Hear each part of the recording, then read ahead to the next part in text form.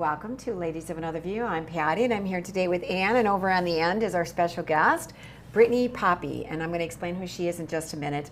Later on in the show, for the lighter side, we're going to talk about how kindness, believe it or not, can actually change your DNA. Now, that's one of my favorite topics is, doing good to others, but you're going to not want to miss that. But for the rest of the show, we are going to have Brittany, who came all the way from Horace. Yes. Horace, I really appreciate you driving down to be with us. And she is an abortion recovery coach. And the reason I have her on for the whole show, I was listening to an interview that she did, and she also does podcasts, and we're going to tell you all about her. But it was so riveting and so beautiful, I thought, I can't just have you in and out in a couple segments. So we're going to start with, first of all, let's just tell people what you're doing now, and then you're going to start to tell your story. So what are you doing now? Why are you here today? Yeah, so I am a wife and a mom, and that's my most favorite thing ever, just being able to raise my kids, be home with them, and just enjoy the family that God's given me that I certainly don't feel I deserve. But I also help women who have had abortions find healing through Jesus. And the reason I do that is because I myself found my own self in that situation. At 17 years old, walked through the doors of an abortion facility and ended the life of my first child. And okay, so let's go back. Mm-hmm. Let's go back, because you never would have envisioned you would have been that girl. Mm-hmm. So what kind of childhood did you have? Yeah, so I grew up in a loving Christian home. My parents raised me in the church. They raised me to know who Jesus was from a very young age. I also have a younger brother. And yeah, we were raised in a Vikings fan household also. And so my parents really made that important, just family, Jesus, and faith. And they raised us to be pro-life too, through just us asking questions. What is that? I remember hearing about abortion on the news and asking questions, and my parents just honestly telling me what that was. When I was 6 years old, I learned that my dad had been diagnosed with Parkinson's disease, and so that did shape my childhood in somewhat of a negative way, but not entirely negative. I still had a very positive childhood. Both of my parents were very strong through that experience, but my dad fought that for 10 years and then passed away when I was a teenager. Sorry. And thank you. And so at that point, it was kind of when I started to not live the Christian life that I had been raised to live, and started seeking other things to hopefully bring myself some happiness, which of course we know left me very empty. Well, I think there's so many in our culture today, Brittany, that are struggling with that emptiness, and we see that more and more in the upcoming generations, and those of us who are stuck on social media and all the different things. We're looking for things to fill the gap inside of us, that hole that we all experience at different times and traumas throughout our life, because that is part of life. I don't know anybody who's escaped trauma in their life at some level, right? Mm-hmm. So tell us a little bit about maybe how you feel like going through what you've gone through helps you to have a bigger reach and voice and capacity towards helping others. Yeah, I love that question and appreciate it so much, and also can't help but think about God's timing, because in church yesterday we talked about how when you have the Holy Spirit living within you, it's not your own confidence, but it's really God protecting you when opposition might come in or difficult situations might come in. And I firmly believe that that's what helps me meet other people, is understanding that we all come from somewhere and we all have gone through things that we maybe wouldn't choose to go through, or maybe we did. And not a single one of us can ever be exempt from finding healing or wholeness. And so I try to, when I look at someone and I'm conversing with them, even if we're disagreeing or even if just trying to help them through something, I try to think about what has this person gone through that's made them think the way they do or made them respond the way they do, and just try to meet them there instead of really just trying to hammer it in them that they should be thinking a different way. Well, especially for you, because you did think a different way, and then you went to the other end, and you know, you're going to share how this unfolding. I want to hear how you got to that point of being Christian. You lost your father at such a pivotal time. I mean, it's never an easy time to lose a father, but as a teenager, when you're kind of separating from your family, but now you lost your dad, so it's like, what a conflict there in your life. And so obviously there's a boy that enters into your life, and what happened? Yeah, so we had gone out on a date. My mom had approved of that, but she had given some rules. Of course, my mom raised us to have rules, and it wasn't an authoritarian household. She was very fair and flexible, but this particular boy didn't like rules, and so he did not follow them from the minute we went out on that first date. He brought me home late, and it was almost kind of like a defiance move. And now wait a minute. So it's a defiance move on his part. Were you attracted to him because he was defiant, or were you just going out and it turned out he was defiant and you went along with it? Because there's two different things that could be happening. That's a great question, and honestly, you know, it probably was unfair for me to put the full blame on him with that statement, because I wasn't, you know, going, oh, I'm going to be late, you should bring me home on time. But I do think that part of that attraction was the rebellious, you know, I'm my own person and I don't have to follow the rules. And I thought that was fun. You know, we don't fall into sin because we don't think it looks fun. And so that's, I think, where I found myself at that time, was just seeking that exhilarating feeling of, you know, what rebels will describe, right? And so she was not happy about that, was still very fair with me and allowed me to still converse with him, but said, I really don't think this is the boy you should be with. And was he your same age? Was he older? Was he a high school student? Yeah, he was a year older than me. So at this point, when I first started dating him, I was a junior in high school. He was a senior. So my mom allowed me to go watch him graduate, and we just kind of put on this front that we were friends, but we weren't. We were much more than friends. And I successfully hid that relationship for quite some time until I was a senior in high school, and then he had graduated and went off to college, and I was... So where were you here? Is this... Yes, that's those are my senior pictures. I was a violinist, loved orchestra, loved school, was in National Honor Society. But even in these pictures, I think you can see something, because I'm in the middle of hiding that relationship, and I think my face looks really empty.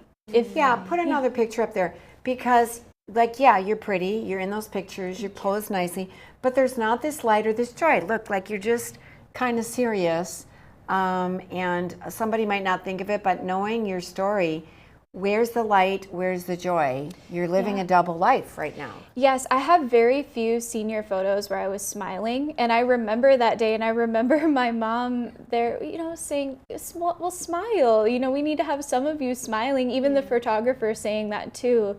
But I just was already empty and already just not understanding where true happiness could come from.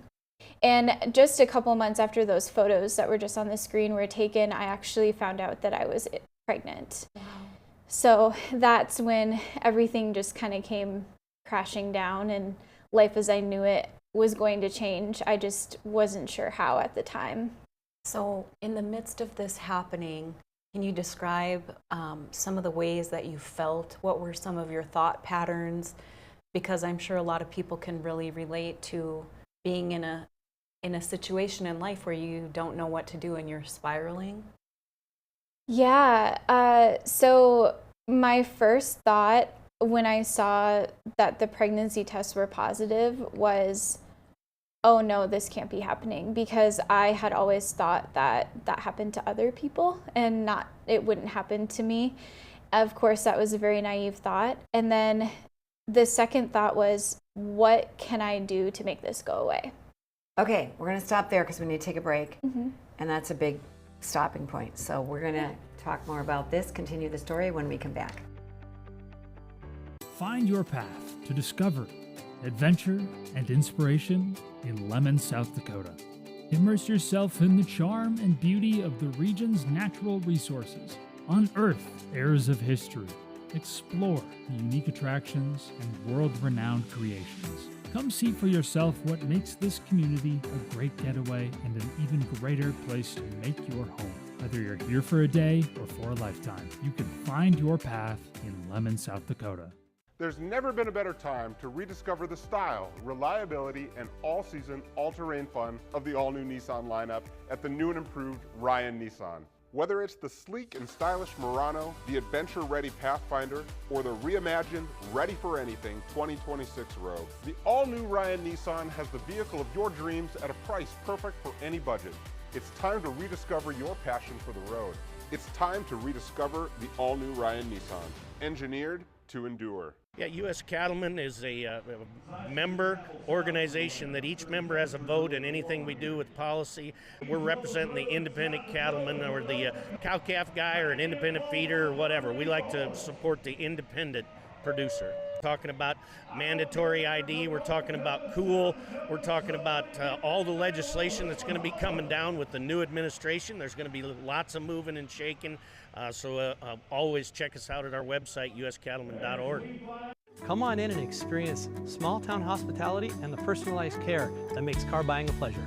We know that every journey starts with the right car. Whether it's school drop-off, weekend road trips, or your daily commute, we have the right vehicle for you and your family. With trusted brands, affordable prices, and a team that treats you like family, finding your next car has never been so easy.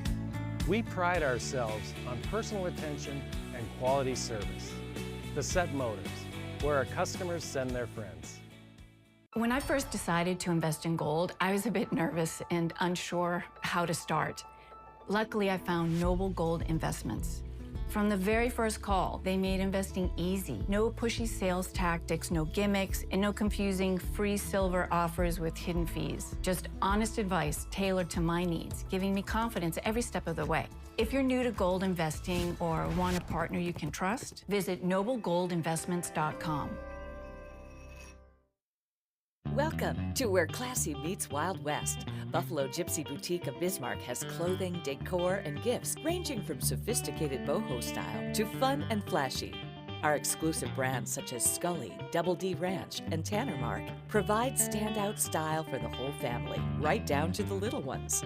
We always have a great selection of Kimes denim, and we proudly offer American-made jewelry and artwork. Find Buffalo Gypsy classing up North Bismarck just off Highway 83.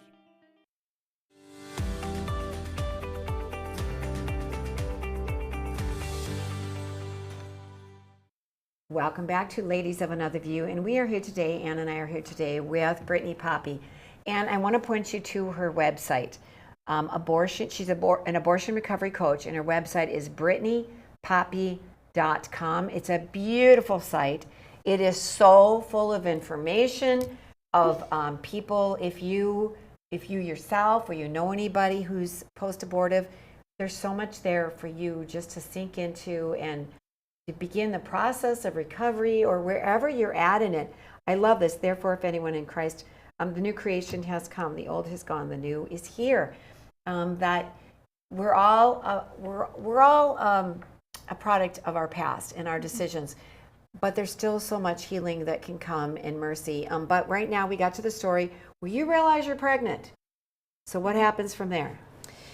So my almost immediate thought, despite how I was raised, was that abortion was likely my only option if I wanted to preserve myself and continue living this double life that I had created. Because at home, I was listening to my mom and following the rules, and outside of the home, I was not. And so I started to research what was even possible for me. Living in North Dakota, I knew we had an abortion facility where I lived at the time, but I didn't know if I could do that, being that I wasn't 18 yet. And I ended up finding information online about something called judicial bypass, which allows minors to obtain abortions under the age of 18 without a parent having to be notified or give permission. And so that was honestly my clear ticket and my one-way ticket to self-destruction. But I looked at it as my one-way ticket to continuing to live my life as I wanted to. And so that was what I was going to do. No one was going to talk me out of it. The father of the baby did not want me to go through with the abortion, but he was pretty powerless in our conversations, and so he backed down fairly quickly and then committed to driving me to the facility and paying for the procedure as well. And so we just made a plan, and I hatched a plan to skip school, get called out by a friend, and go have that abortion that day. And the friend acted like she was your mother, right? Yes, and excused you from school. Yes, she had an older sister who had a little bit of an older sounding voice. And so I don't know to this day if she told her sister why, but she asked her sister if she would be willing to call me out of school. And her sister did and was successful in that. Okay. So this judicial bypass, can you tell our viewers just a little bit more about this? Yes. So essentially, I really didn't have to lift a finger, and most minors do not. So they are taken to the facility, and this facility will set up a time for them to go sit before a judge. And they basically just are asked a couple of questions, such as, why do you want to have an abortion? Why do you think you need to do this without your parents knowing? And that's pretty much it. And most of the time that is successful. Most judges will sign off on that and allow the minors to have that So procedure. what's the point of laws, right? Yeah, exactly. It's kind of heartbreaking as a parent of young, teens. Yeah. Especially trying to protect children, young girls, from what you are going to now share with us that you went through after the abortion. So you went through the abortion. Yeah. Were you determined? Were you numb, on autopilot? Were you conflicted? What was going on? Honestly, if it's possible to be all of those things, I was all of those things. And, I was very set in, I've made it this far, this is what I have to do, but also knew it was wrong. I couldn't feign ignorance. I knew what abortion was. I knew that that was my child, and I knew that I was the reason why my child wouldn't live. And so shortly after that, I really kind of had an identity crisis because I knew exactly what I had done. There was no trying to justify my actions or talk myself into believing the lies that a lot of women will tend to believe. And that affected me really negatively. And even though my mom didn't find out about the abortion immediately, she did see a change in me pretty quickly, because the life had completely left, and I was a very angry and manipulative person afterwards.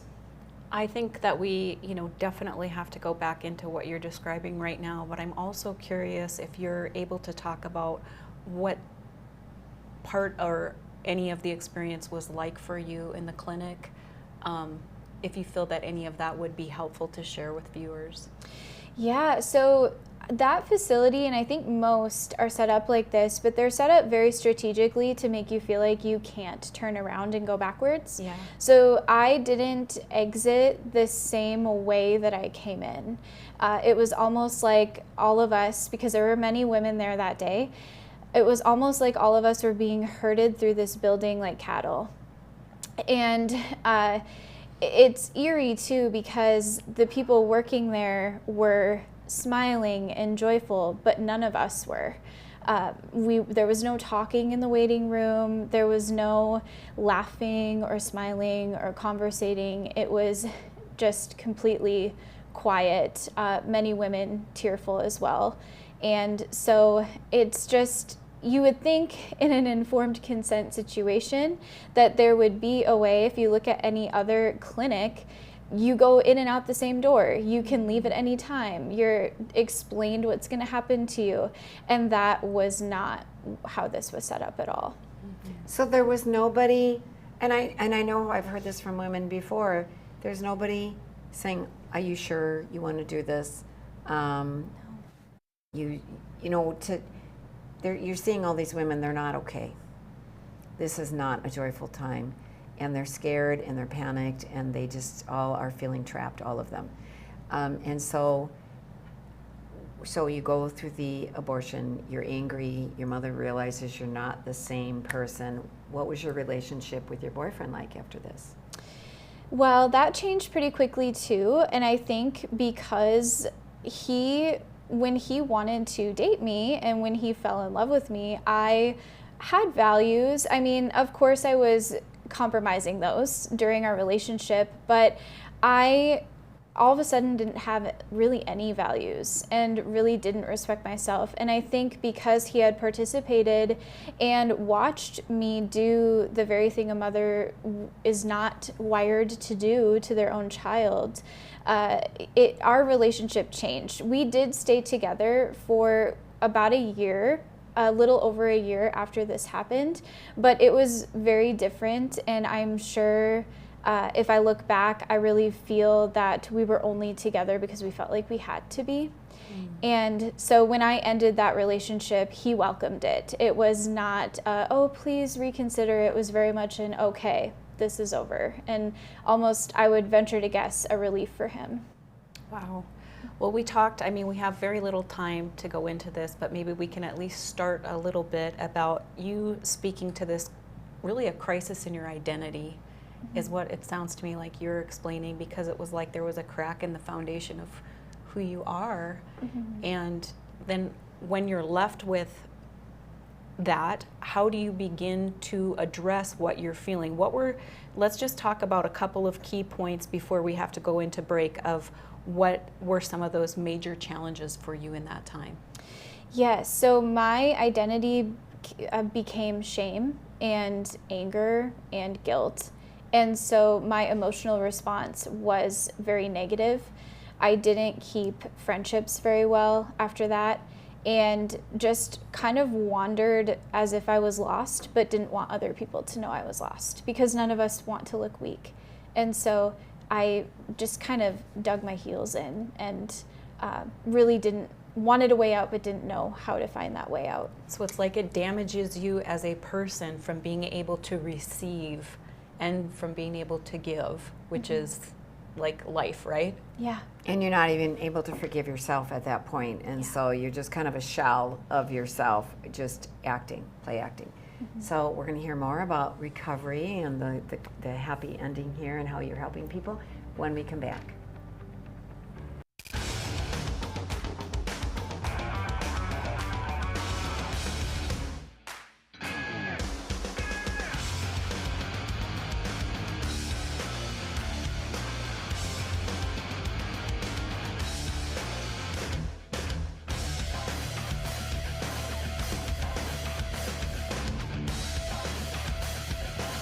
Stop out to our facility, Highway 22 South. Let us build a truck for you.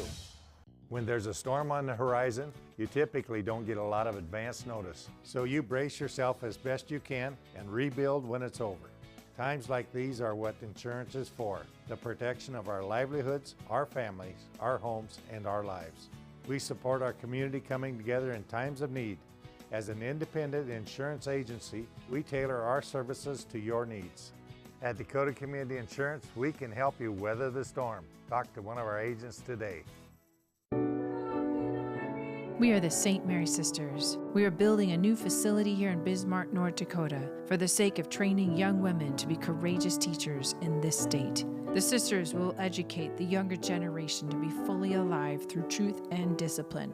The sisters' life of devotion and joy will make a positive difference in your community. Check out what we're up to, see what's going on, and join our mission to make a difference in the lives of the children of North Dakota. Let's be frank, it's a pain to be without your vehicle after an accident. That's why you should take it to Jerome's Collision Center. Our shop is supersized, and we have the qualified staff to fill it up and work on your vehicle, step by step, piece by piece, in crazy fast time without sacrificing quality. When you need us, we'll turn your bad experience into a good one. We're Jerome's Collision Center, and we're the best at what we do. Hey, I'm Corey Heppola, and I grew up in a small town. This road used to be gravel. But a long time ago, I left to live in a big city. Now, I wonder... Just because we're small doesn't mean we can't have nice things. What would it be like to move back? Man, it's mad love up in here. So, I'm traveling to different small towns across the Midwest to find out. Because what do I really know about rural living? Oh. The people. If there is anything that you can say about this town, it's that we take care of each other. The innovation.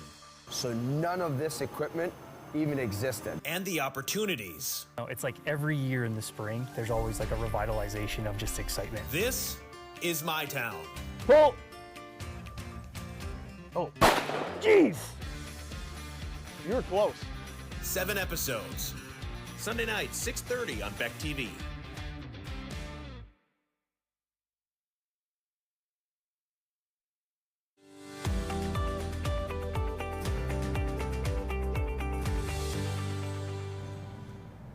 Welcome back to Ladies of Another View, and we are here with our guest, Brittany Poppe, who is an abortion recovery coach, and she's been sharing her story, and her website is brittanypoppe.com.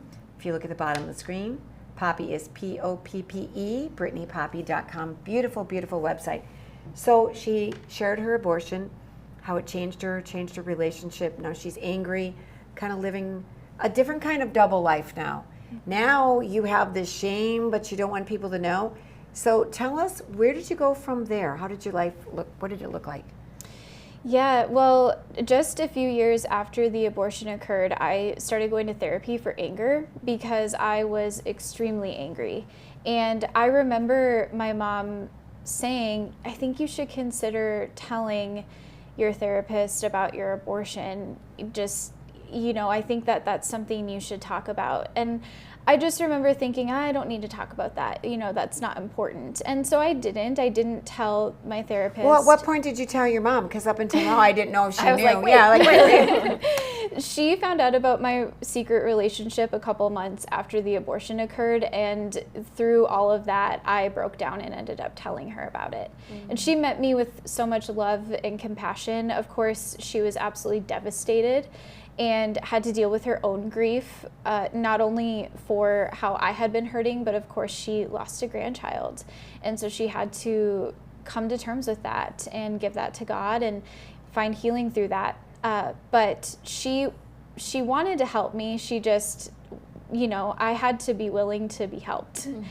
And so that therapy was successful in a way that I had some tools to deal with my anger, but I was still empty because I didn't get to the root of the problem. And so I honestly went about a little over 10 years before I found true healing, and kind of just walked in a wilderness and ran from God for half of that and then pursued him for the other half, but didn't think that he wanted my pursuit because I didn't understand his character, and had a lot of guilt over that. Did you go to college? Were you working? Did you have other boyfriends? Yes, I went to college and was in college for 5 years. I dated a guy who, it was still kind of one of those destructive relationships. And then I met my now husband. And I remember I did tell him about the abortion while we were dating because I was worried it would be a deal breaker for him. I knew that he had been raised Catholic, and so I knew that he had some values. And he was really compassionate and still is so compassionate today, very supportive of what I do and of the healing I've found.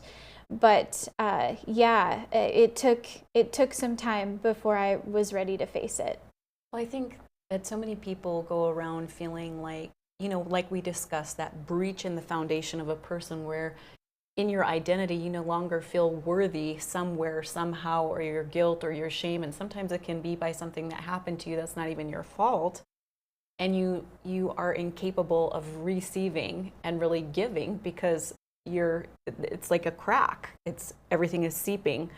So, you know, you touched on that you didn't feel like you really understood the character of God, and therefore you weren't able to come to God, you weren't able to pursue God or maybe receive. Can we talk just a little bit more about that? And not only as somebody, I mean, because you're a Christian this whole time. Mm-hmm. I think so many people are like that. They're Christian, but they're feeling broken and like that they can't come to God because maybe they don't understand his character. Let's just go there a little bit. Yeah, it's interesting because despite how I was raised, my parents never raised me to have this view of God. But for whatever reason, I viewed God as a very powerful, which he is, but very powerful man on a throne with a crown and a staff and a checklist of all the bad things that you've ever done. And I didn't picture him as a loving father. And I wish I knew why I had that disconnect, but I no longer do, because I was able to have people in my life who taught me about his character and how he leads with compassion and mercy, and he forgives freely as a gift. It's not something you have to earn. And once he forgives you and you've repented for that sin, he doesn't sit and look at this checklist of all the bad things you've ever done. And that was really pivotal for me in healing. I think it's really key and important for people to understand that as you are a believer, there is still this problem. It's called sin, and we all do it. And we still have a God of love who's wanting and willing to reconcile with us and heal us and strengthen us and restore us through the process of life, because it's kind of rough down here sometimes. Kind of like the Wild West. Well, there's two parts of it too, is coming to accept God's forgiveness and then forgiving yourself. Mm-hmm. And I know they go hand in hand, because a lot of times you can't forgive yourself, so how could God forgive me? And I one of my favorite scripture passages, God can use all things for good for those who love him, that you're a new creation now, that you can reach other women who are in pain. And you would recognize it right away. And you said it took 10 years really of wandering in the desert and living, wanting to live a Christian life, but not really feeling worthy of it or worthy of anybody or anything. And that let's talk about how you're able to help people now. If they go to your website, you have so many different ways you can help them, BrittanyPoppe.com, that they don't have to, you talked about repentance and being sorry, but going to God and receiving that healing, like what are the steps that you help people with? Absolutely. So the first step is really just helping them commit to doing it, because we have to step out in obedience to find the healing. And so often we have this fight or flight response that we would just much rather run away from something that's hard. And so I'm there to meet with women and help them see that it is hard, but it's one of the best yeses that they could ever give, is to commit to healing, but doing that in a partnership with God. And so that's really what I work with them on first. And then we start addressing whether or not they have post-abortion stress syndrome. The majority of the time, that answer is yes. Okay, let's define that. Yeah, so it's a psychological condition that women experience after having an abortion. And unfortunately, it's actually not clinically recognized, but it should be. But it can show up in a variety of different ways. So not every woman is going to respond in the same way. Mine was anger. Some women have just a fight or flight response in baby sections of stores, or when they see a pregnant woman, they want to run and hide. Going to the area of where their abortion was can be triggering for them. Kind of like PTSD, it mirrors PTSD symptoms oftentimes. And honestly, we could be here for days talking about every symptom, but I like to go through a checklist with women just to see what their unique struggles are so that we can address those with some healthy coping mechanisms. That's amazing. I love how on your website you really do literally put up steps. I think that's very helpful for people to feel like there is a plan of action. There's steps that I can take in a practical way to help me to walk through what I can no longer carry the burden of, It's a beautiful, wonderful thing. I know we're starting to run out of time on this segment as well, but I think that we need to continue on those steps and talking about how you're able to help people. And just how you've helped turn lives around, and you have podcasts. I mean, people can just from the privacy of their own home begin the journey. And I suppose the beginning of the journey is recognizing they have an issue, because I'm assuming a lot of people are in denial. I don't have a problem. It's well, legal. Even like you said, when you were going to therapy and your mom had to say, hey, I think you probably better talk about this, because you don't realize the effects sometimes that it has. Because if you're in a world, and not everybody's in the same world, you were still in a Christian world, but some people are like anti-Christian, this isn't a problem, therefore why am I having trouble? And they don't even think about maybe it's the abortion that's causing the problem, because they think there's nothing wrong with what they did, or at least they try to convince themselves. So we'll talk about that healing process when we come back. Don't go away.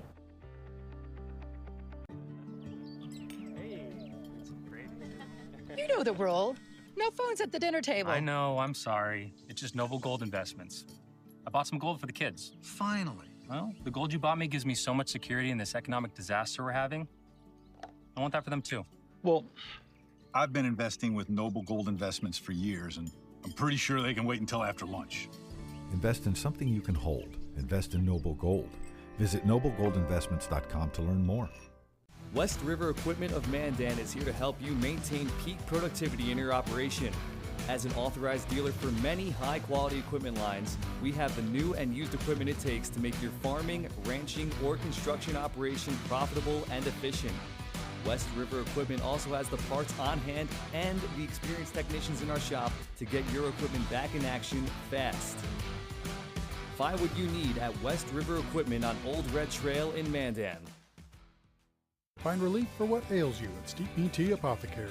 Teas, supplements, tinctures, and more. Formulated to fight whatever has you down. We're Bismarck Mandan's favorite place to find delicious, natural, and easy ways to alleviate symptoms brought on by anything from colds to cancer.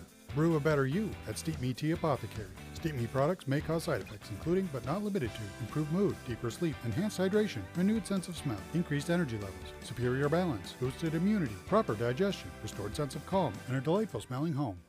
Welcome to Radiant Retreat Tanning and Spa in Mandan, where a relaxing spa experience meets the latest in healing innovations. Take total control of your massage in our Hydro Massage Bed. Experience whole body healing in our Zero Body Cryo Bed.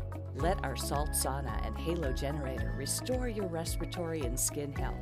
And of course, tailored tanning will keep you looking as good as you feel. Discover your best self at Radiant Retreat, 1307 1st Street Northeast, Mandan. We're from North Dakota, where 12,000 workers bring electricity to 2 million customers and provide over $5 billion in economic activity to the state, while reclaiming 22,000 acres of land. This is coal country.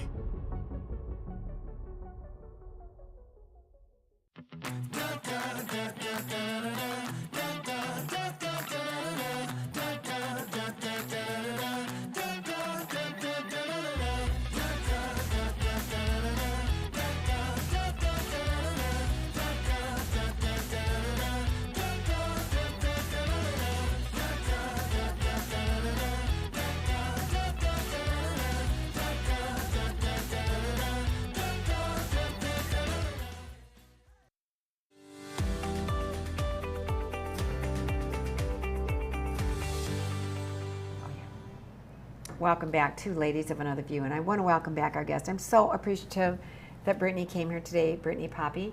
BrittanyPoppe.com is your website, and there's so much to tell. You've been sharing your abortion story, how you went from being pro-life to having an abortion to 10 years really of suffering with post-abortive stress syndrome, which is, it's so understandable how this would be a thing, and for 10 years to struggle with that. And now you're helping other women to deal with that. And when they come to your website, what are the first steps that you offer to them? Absolutely. The first step that I recommend is to listen to my podcast, because I put myself in that woman's shoes And I was not going to go talk to somebody. I wasn't going to go in any public venue of any kind to try to find help. And so they can listen to that in the privacy of their own home. Nobody has to even know that's what they're listening to. And I have over 300 episodes on there with strategies for healing or just relatable topics that they may find helpful in their emotional healing journey. So now one thing about your podcast, over 300 is like, wow, that's remarkable, and wow, that's a lot. And you do have on your website the ones to binge watch, and there's like 5 of them. To understanding that somebody might be new to all this and even not even know if this is their problem at all, because maybe they've been burying it. But you have 5 that are really pivotal podcasts where somebody who's just getting started to kind of wrap your arms around them and kind of bring them into this whole healing journey. Yes, that would be a great place to start, just because this conversation can be so vast, and sometimes women, when they step out to want to find help, can get overwhelmed with all of the information and, oh my gosh, I'm struggling with this and I didn't know. So that, yes, a great place to start for sure. What is one of the most common things that you find when you begin working with women who are post-abortive? What are some of like the main things that you consistently see? So many of them say, I feel so alone and like nobody feels the same way as me. And it's just crazy to me on this side of it, because we know that 1 in 4 women will have an abortion, at least one, by the age of 45. Wow, 1 in 4. I did not know that. Yes, it's a very large number of women walking among us that have done this. And so for so many of them over and over again to say, I feel so alone, it's because it's not being talked about, and they don't feel like they have a safe place to go to be vulnerable and share what they've been through and find that help. Well, the abortion industry isn't going to help you. If you have a problem, there's something wrong with you. They're not going to help you. And a lot of the times the post-abortive women are afraid to go to the pro-life side, which are the ones that embrace them, because they're ashamed. And they're like, oh, they're going to hate me. I had an abortion. And I don't know if you were afraid of pro-life people afterwards, because, you know, they just are, you did the unforgivable sin in your mind. And so you don't go there. So then you have nowhere to go, right? Is that part of some of the aloneness? Yeah, absolutely. I can totally relate to that. I was definitely a little bit more afraid of my pro-life friends, because I wouldn't say I was ever, except for when, of course, I had my own abortion, I wouldn't say that I then adopted pro-choice stances or pro-abortion stances, but I was afraid of anybody in my life that was pro-life knowing this, because the enemy, of course, was telling me they won't accept you, they won't love you anymore. But on the other side of healing, some of the most vicious comments I get are from people on the other side of the argument, the pro-abortion group. And so I'm so thankful for pro-life friends I have that have embraced me with love and compassion and build me up. And I want women that are like me but haven't found healing yet to know that we love them very much. Yeah, that they're not alone. I think it's amazing, like 1 in 4 people, 1 in 4 women go through an abortion by the age of 45. That is an absolutely astounding number. And then it makes me think of the numbers that got them there. You know, like there's like what, 1 in 4, probably more than that even, women who will go through sexual abuse of some time in their life, and that's just the ones that are reported pretty much. So you think about how that process of brokenness and the enemy separating you from, you know, your people, your community, those who can reach out to you. It's really that process of being separated out from love, from community, from the love of God and the forgiveness of God and the healing. It's like the enemy is always trying to separate us off and get us to feel alone, and then we're easier to attack because we're vulnerable. We all need love. We all need care. We all need community and support and the love of God, whether we realize that or not. And so, but I always see like God the Father, he's always trying to welcome us back and say, no, I love you. I'm your Father. I want to care for you. I want to heal you. I want to set you back on the right track. I'm not angry. I'm not upset. Let's work together. Let's reason together. instead of the enemy just shutting you down further and further and further. So it's a beautiful thing what you're doing, working with women like this. Let's talk again a little bit more about that process of healing and how they can connect with you. Yeah, so if they feel that they are ready to take a next step, they can do a couple of different things. I have a private Facebook group that I have with women who join, and it's really private. No one can see what anyone is posting, and I have anonymous posting and commenting turned on, so they can share their stories in there if they would like, or just seek some advice or help. And then if they're ready to talk with somebody, they can talk with me through my coaching that I do, and that's where we'll kind of talk about their story and go through different things that they personally are struggling with. And you can see from the website that we had up on the screen, 1, 2, 3, like all the steps, what you can do. It's like you don't have to do anything. Brittany has it all there for you to take advantage of. There we go again. To take advantage of whatever. So much is just right there on the website. Same with the private Facebook group. A lot of times people dealing with a certain issue, you can join those and everybody can talk with, it's a big support group. And they are private. So nobody else sees it, and you have to get into the group. You know, Brittany, I'm assuming you're the one that decides, the gatekeeper, and people probably have to answer some questions to decide. So it's not like people like me who, oh, I'm sympathetic, oh, I'm interested. Like, no, this is simply for women who could be a support to one another who've been in that particular situation. So can you tell us some maybe happy ending stories of people that have come to you? And I imagine it just feels so uplifting to you that God can use you this way, and that people have been broken and you've been able to help them in some way. Absolutely. It's very humbling. I'm very, very grateful for what God has done.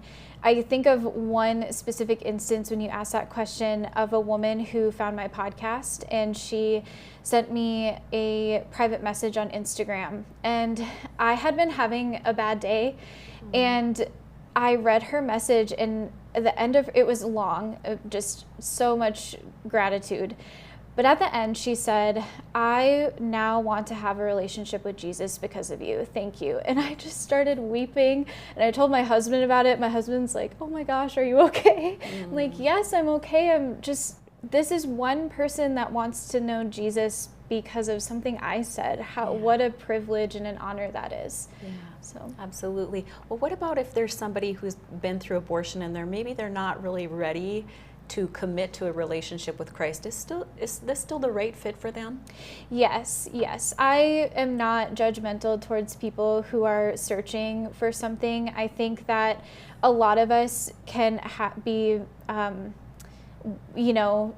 curious and not sure, and wanting some, evidence or some, just to do some research. And so I have had some women who've reached out and not necessarily been walking with Christ, but we can still chat and go through some of these things and work and find the healing that's available to them. I love it. Yeah. It is amazing. I mean, just as you tell your story, I just think how powerful God is, that he can take the brokenness, and now it's so fully redeemed. It's not broken anymore. Now it's something beautiful that's helping other people. So we're all broken in different ways. We all make mistakes. And so whatever we've done, just to realize that there's that healing and redemption, and that we can be even better. And I've heard people that have been through trauma that said, I know it sounds weird and it's hard to understand, but I don't really regret it, because I am who I am today because of that. And look at how many people you're able to help now. So Brittany, thank you for sharing your story, and for being here today, and for all the good that you do. God bless you. Yeah, thank you so much for having me. And when we come back, I just thought this is a perfect fit. How kindness can actually change your DNA. So you're going to want to be as kind as you possibly can after you watch this. So don't go away. Silver's been used as an antibacterial and antifungal agent for centuries. In the history of pharmaceutical, no pharmaceutical has ever cured anything. Our silver works outside the cell versus inside the cell. So ours steals the electron from the bacteria, fungus, or virus, disrupting destroying the cell wall, destroying the bacteria, fungus, or virus on contact. People use it for pretty much everything. Scan the code on your screen or visit mychronicsilver.com and use code LADIES for 10% off your order. That's mychronicsilver.com. There's never been a better time to rediscover the style, reliability, and all-season, all-terrain fun of the all-new Nissan lineup at the new and improved Ryan Nissan. Whether it's the sleek and stylish Murano, the adventure-ready Pathfinder, or the reimagined, ready-for-anything 2026 Rogue, the all-new Ryan Nissan has the vehicle of your dreams at a price perfect for any budget. It's time to rediscover your passion for the road. It's time to rediscover the all-new Ryan Nissan, engineered to endure. Welcome to where classy meets Wild West. Buffalo Gypsy Boutique of Bismarck has clothing, decor, and gifts ranging from sophisticated boho style to fun and flashy. Our exclusive brands such as Scully, Double D Ranch, and Tanner Mark provide standout style for the whole family, right down to the little ones. We always have a great selection of Kimes denim, and we proudly offer American-made jewelry and artwork. Find Buffalo Gypsy classing up North Bismarck just off Highway 83. West River Equipment of Mandan is here to help you maintain peak productivity in your operation. As an authorized dealer for many high-quality equipment lines, we have the new and used equipment it takes to make your farming, ranching, or construction operation profitable and efficient. West River Equipment also has the parts on hand and the experienced technicians in our shop to get your equipment back in action fast. Find what you need at West River Equipment on Old Red Trail in Mandan. Welcome to Arrowhead Cleaners. Newly renovated, modernized, and ready to make your cleaning needs hassle-free. From commercial and residential wash and fold laundry services to the latest in professional dry cleaning techniques, we are dedicated to your unique needs, offering alterations, fabrications, and even custom hat making. So whether you're a busy professional, a family on the go, or even a rodeo champion, Arrowhead Cleaners is here to take your things from messed up to dressed up. Now celebrating our 64th year in Arrowhead Plaza. Ashley, North Dakota is where life moves a little slower, but never gets dull. From hunting, camping, and fishing to safe streets where kids can be kids, this is the best of small town living. And Ashley offers everything you need, from healthcare to hardware to countless ways to stay active. Here, we've invested in our future with major upgrades to roads, parks, and education. Whether you're here for the day or here for life, you'll find Ashley's where you ought to be.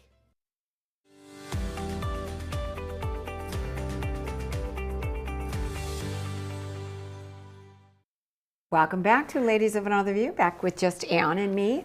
And I came across this, oh my gosh, powerful, powerful information on how kindness can actually change your DNA. Wow. Now, I watched this report, I actually saw it through Epic Times, which I'm a big fan of. And this guy that we're going to be listening to, I'm sorry, I don't have his name. He begins by telling the story of a taxi driver who picked up a woman. She didn't come right away. Normally he would have drove away. He knocked on the door, and she had her suitcase, and she was an elderly lady, and she had no family, and she was being taken to hospice. And she said, do you mind? I want to go and look at some of these places, like where I was married. You know, so for 2 hours, he took her around, and she was saying, oh, this is where my husband and I were married, or this is where we did this, and this is, you know. And then she said, he brought her to the place that she asked to go, and she said, what do I owe you? And he said, nothing. I turned it off. She goes, well, you have to earn a living. He goes, no, this was worth it for me. And he gave her a hug. And he said he looks back, and he feels like it was the most valuable 2 hours he's ever spent in his life. And because he shared that story, now so many people say, oh, I was so inspired. Now I'm trying to live my life differently. And that's one of the points when you're kind to others, that when other people witness it, it spreads.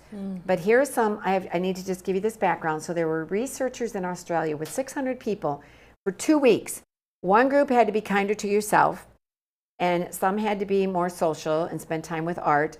And a third group had to be nice and do things for others. There was no comparison to doing all these other things as it was for being nice to others. So let's watch the rest of this report. The people who did kind things for specific people, their inflammation-related genes got suppressed. Not the self-kindness group, not even the be kind to the world in general group. It had to be real, particular, person to person. Now, one study is just one study, and I want to be honest with you about that. But a different team ran the same experiment again a few years later with a fresh group of people, and the same pattern showed up. Kind acts aimed at real individuals, lower expression of stress and inflammation genes.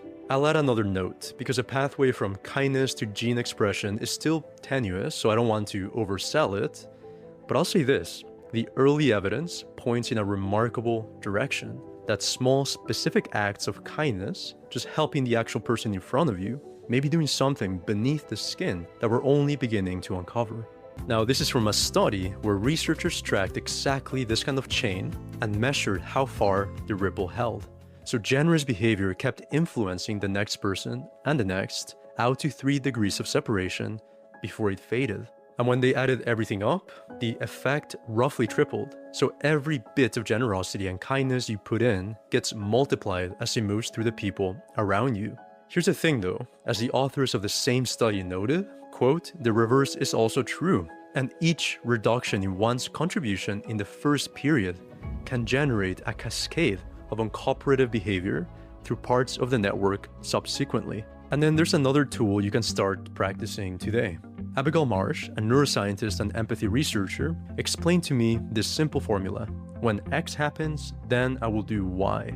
So you decide the trigger in advance. For example, when I walk through a door, I check if someone's behind me and I hold it. When I notice someone wearing something I like, I say so out loud. When I pass by a stranger, I make eye contact and smile. It might take effort at first, and then it becomes a habit, which is a whole game. You don't wait to feel kind and then act. You act regardless, and with time, you become kind. Well, now we have every excuse to be kind and make kindness count because it's scientifically proven to bless and improve ours. To change your DNA, because they did blood samples. Yeah. See, I couldn't include the whole entire video, but they actually did blood samples before and after with the different groups and the ones that were doing something for specific people as opposed to doing something for yourself and other people, because this was another experiment where they just tracked their daily activities. And it was the blood samples of the ones that were doing kind things to specific people that showed reduced inflammation in their body. They were healthier. It triggered their DNA to do, the healthy DNA to do the good work. Be kind. Yes, be kind. And thank you for being so kind as to watch us today.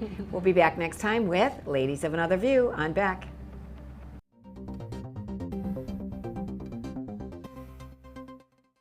Ashley, North Dakota is where life moves a little slower, but never gets dull. From hunting, camping, and fishing to safe streets where kids can be kids, this is the best of small town living. And Ashley offers everything you need, from healthcare to hardware to countless ways to stay active. Here, we've invested in our future with major upgrades to roads, parks, and education. Whether you're here for the day or here for life, you'll find Ashley's where you ought to be. We are the St. Mary Sisters. We are building a new facility here in Bismarck, North Dakota, for the sake of training young women to be courageous teachers in this state. The sisters will educate the younger generation to be fully alive through truth and discipline. The sisters' life of devotion and joy will make a positive difference in your community.